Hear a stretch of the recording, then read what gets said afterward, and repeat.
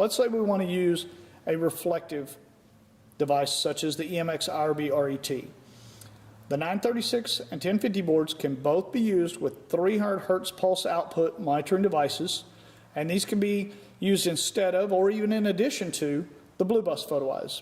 So this EMX IRB-RET can be set up in a 300 Hertz pulse output, and we can reconfigure inputs on both the 936 and 1050 boards to use this as our monitor device.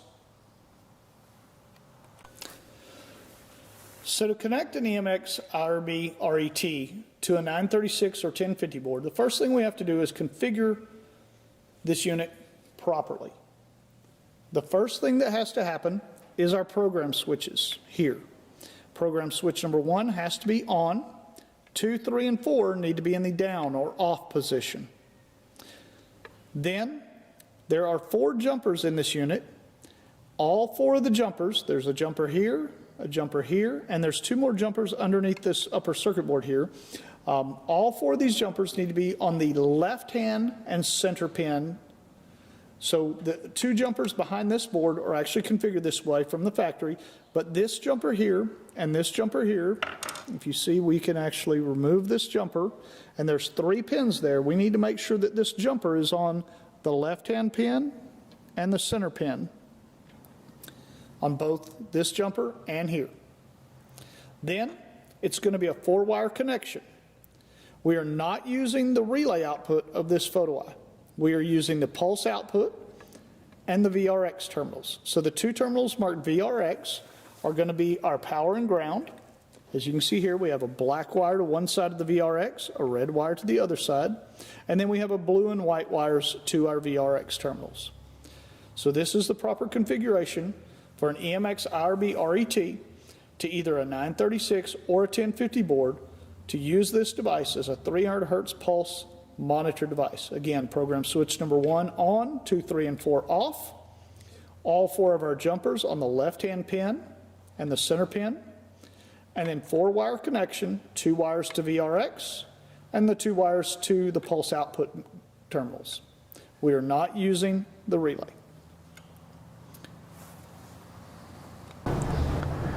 So now let's talk about hooking up an EMX IRB-RET with a 300 Hertz pulse output to a 936 board in lieu of the BlueBUS photo eyes that came with the system. So normally we just hook our BlueBUS photo eyes up here, but again, those are a through beam photo eye, and sometimes it's just not practical or cost effective to cross the driveway with wires if we're putting a photo eye across the driveway. So in this case, we're going to be hooking up an EMX IRB-RET in 300 Hertz pulse output mode to this board to supply the board with a monitored entrapment device. So when we first power up the board, first thing the board does is give us our firmware version 7.1, and it starts scanning the BlueBUS to see if an entrapment device is hooked up. Well, obviously there's not one hooked up to this board, and so when it doesn't find one, it's going to give us an E1 error indicator. Okay? E1 error indicator means that no monitored entrapment device was found. So we've got an EMX IRB-RET already set up, it's already wired. We've got 2 wires from VRX and 2 wires from ENC ready to connect to this board. We've got program switch number 1 on, 2, 3, and 4 off inside the photo eye, and all of our jumpers set to the left side and the center terminal just like we had it when we hooked up to the 1050 board. So now our 2 wires from VRX are going to connect on the right hand side of the board to 24 volts and ground. Now 24 volts and ground is going to supply power to this photo eye anytime the board is awake. Now when the board goes into standby mode, it's going to turn this power off. So it's going to turn the photo eye off so that the photo eye is not burning power all the time. So this is really conducive to a solar application. Then our 2 wires from ENC are going to connect to one of our 2 auxiliary inputs here, either auxiliary input number 1 or auxiliary input number 2 and ground. Now I've chosen to use auxiliary input number 2. So I've got my wires from ENC, the wire from E goes to ground, the wire from C goes to my input, and I've connected them, and now I've got a dimly lit red light right there indicating that I've got a 300 Hertz pulse output from this photo eye. So when my photo eye is aligned, I'll get a dimly lit red light right there, and when I break the beam, that light goes away. So now I know that my photo eye is powered up and working. and ready to go. Now the next thing I have to do is I have to tell the board that this input is now a 300 hertz pulse input. By default, this middle terminal here, this input, and this middle terminal here are both step-by-step inputs. Open the gate, stop the gate, close the gate, step by step. So to change the designation of this input, I press Options. Then I'm going to scroll down to P1. P1 is going to be this input number here. If I wanted to change it, here's where I could change the designation of this input. But I'm not using that one. I'm using input number 2. So I'm going to go on down to P2 and press OK. So the default on this input is 0, step by step. To change that, I just scroll up or down to choose 0, 1, or 2. So 0 is step by step. 1 is a monitored closing input.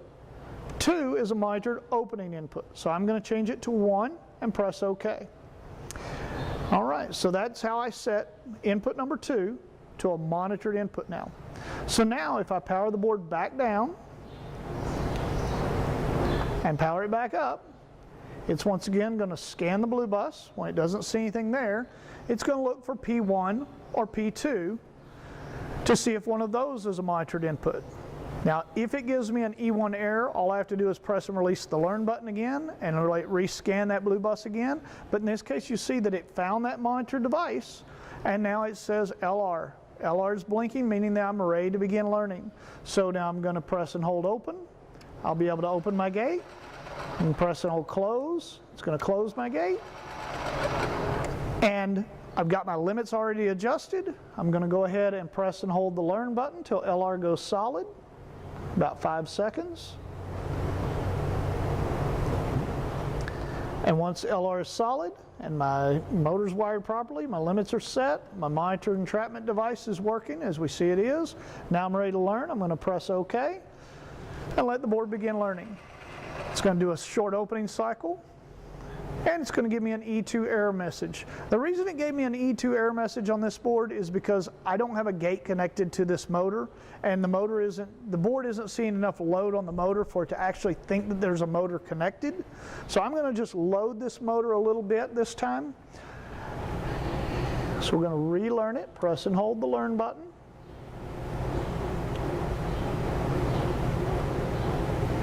LR solid. Now I'm going to press OK.